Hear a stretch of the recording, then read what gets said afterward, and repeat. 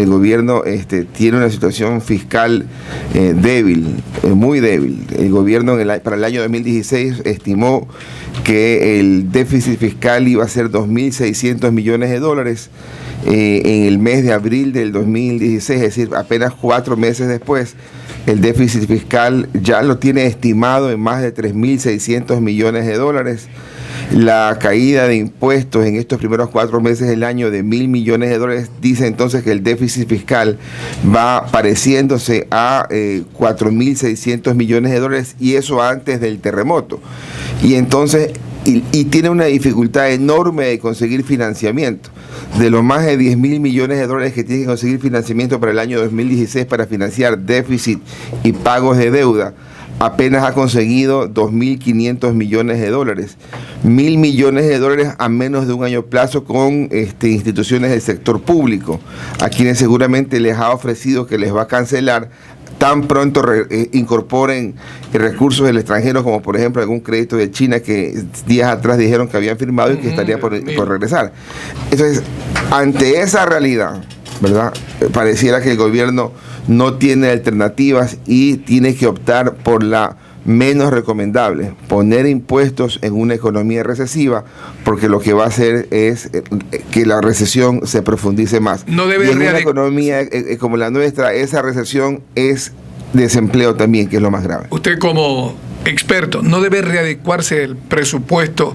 Esto lo traigo a colación por el terremoto que se dio en Chile, y el señor Piñera lo primero que hizo fue readecuar el presupuesto de ese año en ese país, economista. O sea, aquí el presupuesto, la forma de readecuarlo es que como no tienes plata no gastas. Esa es la... Y dejas de invertir en proyectos que supuestamente estaban presupuestados. O sea, es la ventaja, entre comillas, de estar dolarizado, ¿no? Tú vas a tener déficit fiscal siempre que consigas financiamiento de algún organismo internacional, algún organismo local, o del mismo financiamiento del mismo contratista, ¿no? Si le dices a él, hazme esta carretera y te pago después de un par de años, conseguiste el financiamiento y se pudo hacer ese gasto. Y entonces el presupuesto tiene que irse acomodando, tiene que irse reajustando, pero la realidad dice que el gobierno, ante la falta de recursos, no está ejecutando gastos. ¿Y qué decisión tiene usted, o qué criterio tiene, más que decisión, sobre la decisión que ha tomado el presidente, le ha anunciado, de vender ciertos activos y bienes estratégicos, vender hidroeléctricas, como una necesidad urgente de tener por lo menos, dice, 1.700, 2.000 millones de dólares adicionales? Sí, la gallina había que venderla cuando esté sana, digamos, no cuando llega la peste, ¿no? Claro. Entonces, si tú tienes una economía con un riesgo país de 1.000 puntos, el inversionista internacional va a decir, yo voy a pedir un rendimiento más de 1.000 puntos, o sea, es decir, 10% es 1.000 puntos, ¿no? Voy a pedir un rendimiento del 12, 15%. Hubiera sido mejor hacer la gestión de venta en el pasado, cuando el riesgo país era más bajo. Pero en esa realidad, yo recuerdo el año 2007, 2008, cuando yo era ministro de Finanzas, yo le comentaba al presidente Correa, el Banco del Pacífico acaba de dar 60 millones de utilidad. Pongámoslo en venta, vendamos el Banco del Pacífico en el año 2007-2008, que ahí podíamos obtener quizás unos 600 millones de dólares debido a la valoración en ese momento. Este presidente decía, no, yo prefiero tener los 60 millones cada año, ¿no? Son formas diferentes de ver la cuestión. Pero uno dice hoy día, 8 años después, bueno, sí, claro, si se hubiera vendido el Banco Pacífico en ese momento, ¿verdad?, esos 800 millones de dólares o los 600 millones o cualquier cantidad que haya sido, hoy día quizás no los tuviéramos, pues se hubiera destinado a algún otro tipo de gasto, porque no es que se acumulaba en algún fondo. ¿Y hoy por hoy cuánto más o menos estaba valorado el Banco del Pacífico? ¿En los mismos 600 o no? Desconozco, debe haber un proceso de valoración. El banco, su patrimonio debe estar, supongo, arriba de 500 millones de dólares, pero el asunto es que el entorno, ¿no? Claro, no es lo mismo, no es lo mismo decir, estás vendiendo un negocio del gobierno o un negocio empresarial cuando la perspectiva es ascendente, cuando el precio del petróleo te va a dar valores positivos, cuando el dólar se está depreciando y te va a ayudar a tus exportaciones. Que es una economía que dice, oiga, hoy día el precio del petróleo está estancado, el déficit fiscal quizás este año sea 5.000 millones de dólares, no hay acceso a financiamiento, hay elementos de ruido en el entorno. Es un momento complicado y quizás el gobierno tenga que pensar en soportar, tolerar precios bajos, ¿no? Economista, en su administración o su gestión como ministro, ¿se hicieron contrataciones, ya comenzaron a darse las contrataciones de crédito con China o no? No. Quizás para recordar un poco, yo arranco de ministro de Finanzas el 25 de julio del 2007 y abandono la cartera de Finanzas el Usted 7, lo reemplazó a la economista Salgado. 7 de julio del 2008 y entró Vilma Salgado la noche. Ya, y luego Mariel Chaviteri. Correcto. Ahora, ¿por qué le preguntaba esto? Y los chinos, las operaciones con China arrancan en el año 2009. Ya, ¿por qué le preguntaba esto? Porque queríamos conocer. En todo caso, usted es un técnico y de repente puede atender la información. ¿Por qué razón, por ejemplo, al Ecuador se le ha prestado por parte de los chinos sobre 7.5% de tasa de interés y a los bolivianos 3%? ¿En qué radica esa diferencia? Si supuestamente en esa época que comenzaron las negociaciones con China, el Ecuador no estaba en mal momento, tenía favorable, los precios del barril del petróleo estaban arriba, digo, ¿no? ¿Por qué entramos con China? Una primera situación que uno podría analizar. Porque en el año 2008, en octubre del 2008, Ecuador dejó de pagar la deuda externa de los bonos globales. Entonces, el riesgo país de Ecuador en esa época llegó a tocar 4.000 puntos. ¿Ya? Es un dato que nunca se lo había dicho, claro. Porque el gobierno se vanagloria de que jamás hemos dejado de pagar la deuda externa. Pero que fue la deuda externa que no se pagó y la que finalmente se terminó recomprando el año 2009, con un 70% de castigo, con 2.000 millones de dólares de ahorro. En julio del 2009 se terminó perfeccionando esta recompra de los bonos global. Yeah. Y entonces, ¿eso qué significó? Que se le cierren momentáneamente las puertas al país al acceso internacional. Y antes ese momento de cierre, eso ahí le tocó ir a China. Y yo recuerdo cuando estaba en las negociaciones con China, hubo un momento de fricción que el presidente de la República los mandó casi a los chinos, casi los manda con vientos frescos, porque decía, oiga, me están dando peores condiciones que el mismo Fondo Monetario y el mismo multilaterales, ¿no? Pero finalmente terminaron recibiendo financiamiento muy malo, el financiamiento con China, porque China, cuando arranca el crédito con China en el 2009 eran 5 millones de dólares, pero arrancan con una preventa petrolera de 1.000 millones de dólares a 7% de interés y a apenas 2 años plazo, y ahí empezamos a tener dificultades en los plazos cortos de nuestro endeudamiento. No puede ser que endeudemos el país a 2 años para hacer una carretera que debe durar 30 años. Y esa situación que ya es mala, veámosla hoy día, en el mes de enero, por ejemplo, cifras oficiales del Ministerio de Finanzas, tomamos un crédito de 650 millones de dólares, colocamos bonos de deuda interna a 90 días. Economista. Perdón, sí. ¿Y a Bolivia por qué le dieron ese trato preferencial? Porque Bolivia tenía mejores condiciones seguramente y no tenía internas, no tenía un déficit fiscal tan alto, no tenía el riesgo país tan alto, y es otro momento, ¿no? Se inician las negociaciones con China. Le consulto, economista Fausto Ortiz. Cuando en el 2008 el precio del barril de petróleo de Ecuador rebasó el costo de los $100, ¿por qué?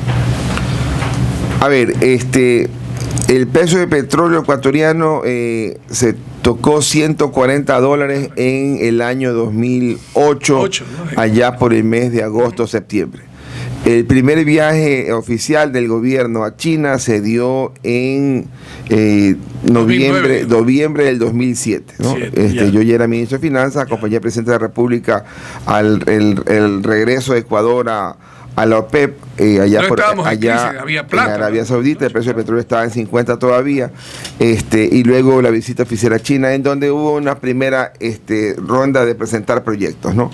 El tema del financiamiento ocurre después del no pago de la deuda, el default de la deuda la recompra de los instrumentos de deuda.